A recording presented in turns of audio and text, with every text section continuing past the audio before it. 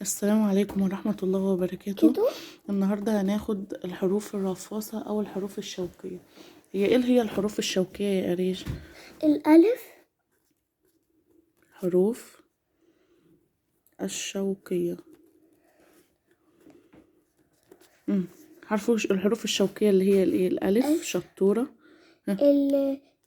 الراء، الراء، الزال والدال الدال والزال والراء وإيه تاني؟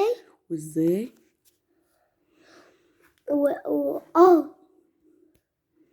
والإيه؟ والواو. والواو دول الحروف الرفاصة. بصي بقى، الحروف الشوكية أو الحروف الرفاصة ديت بتعمل إيه في الكلمة؟ يعني بتعمل فيها إيه؟ بتعمل فيها الحروف إيه؟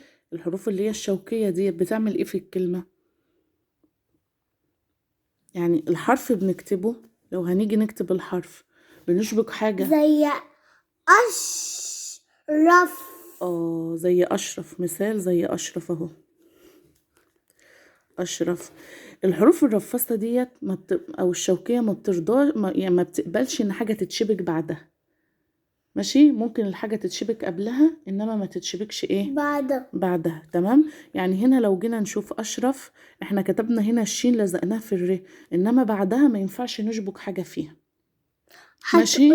إنما ممكن أيوه، هتقول لها إيه؟ التخري. وهتقعد تضرب فيها. برافو عليكي. وهتقعد تضرب فيها، زي مثلا إسراء. إسراء بردك هنا إيه؟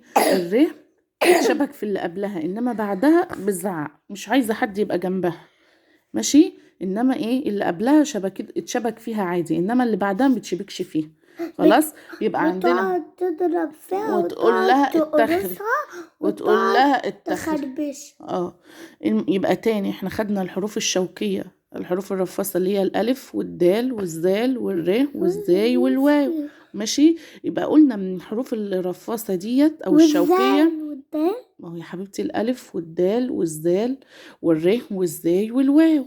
الحروف الرفاصة أو الحروف الشوكية ديت عادي نشبك في اللي قبلها، إنما بعدها لا، ما بتقبلش بقى. هنا أسطب. ماشي. شكرا والسلام عليكم ورحمة الله وبركاته.